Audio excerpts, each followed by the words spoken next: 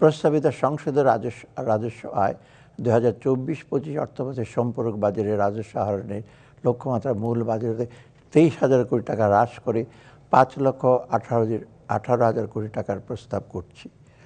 প্রস্তাবিত সংসদীয় ব্যয় চলতি 2024-25 অর্থবছরের সরকারি ব্যয় 53,000 কোটি টাকা হ্রাস করে 7,44,000 কোটি টাকা নির্ধারণের প্রস্তাব করছি।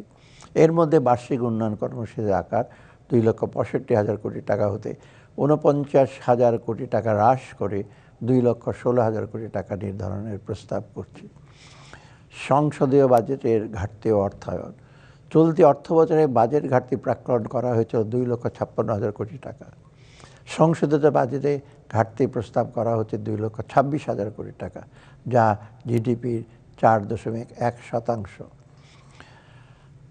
এখন প্রস্তাবিত বাজেট 2025-26-এর কথা বলছি। প্রিয় দেশবাসী, সম্পদের সুষম বন্টন ও বৈষম্যহীন বাংলাদেশ গড়া এবারের বাজেটের অন্যতম লক্ষ্য। পাশাপাশি রাজস্ব আয় ও সরকারি ব্যয়ের মধ্যে ভারসাম্য রক্ষা করে একটি যৌক্তিক ও বাস্তবায়নযোগ্য বাজেট প্রণয়নই হবে এ বাজেটের একটি অন্যতম উদ্দেশ্য। সেই পরিপ্রেক্ষিতে আমি এখন আগামী 2025-26-এর অর্থ বছরের বাজেট কাঠামোর উপর আলোকপাত করছি।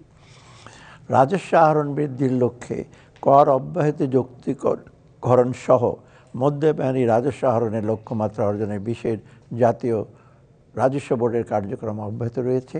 জাতীয় রাজস্ব বোর্ডের কার্যক্রমকে আরও শক্তিশালী করতে জনবল বাড়ানো হয়েছে।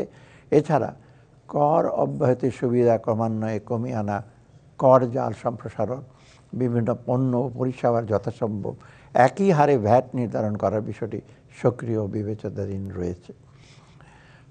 প্রস্তাবিত রাজস্ব আয় আগামী 2025-26 অর্থবছরে মোট 5,64,000 কোটি টাকা রাজস্ব আয়ের প্রস্তাব করছি, যা জিডিপির 9%। এর মধ্যে রাজস্ব বোর্ডের মাধ্যমে 4,99,000 কোটি টাকা এবং অন্যান্য উৎস হতে 65,000 কোটি টাকা সংগ্রহ করার প্রস্তাব করছি।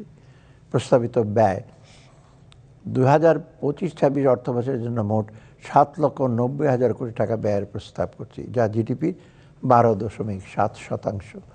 এর মধ্যে পরিচালন সহ অন্যান্য খাতে মোট 5,60,000 কোটি টাকা এবং বার্ষিক উন্নয়ন কর্মসূচিতে 2,30,000 টাকা। 2015 সালের পর অদ্যাবধি কোনো বেতন কাঠামোয় প্রণীত না হয় বিষয়টি বিবেচনা নিয়ে এবারের বাজেটে সরকারি কর্মচারীদের জন্য বিশেষ সুবিধার পরিমাণ বৃদ্ধির প্রস্তাব করছি। প্রস্তাবিত বাজেটের ঘাটতি ও অর্থায়ন আগামী অর্থবছরে আমাদের সামগ্রিক বাজেট ঘাটতি ঋণ সহনীয় পর্যায়ে থাকবে। 2025-26 অর্থবছরের প্রস্তাবিত বাজেটের ঘাটতির পরিমাণ দাঁড়াবে 2,26,000 কোটি টাকা, যা জিডিপির 3.6%। প্রস্তাবিত বাজেটের মোট ঘাটতির মধ্যে 1,25,000 কোটি টাকা অভ্যন্তরীণ উৎস হতে এবং 1,01,000 কোটি টাকা বৈদেশিক উৎস হতে নির্বাহ করার প্রস্তাব করছি। আগামী অর্থ বছরে সুদ পরিশোধ বাবদ মোট ব্যয় ধরা হয়েছে 1,22,000 কোটি টাকা।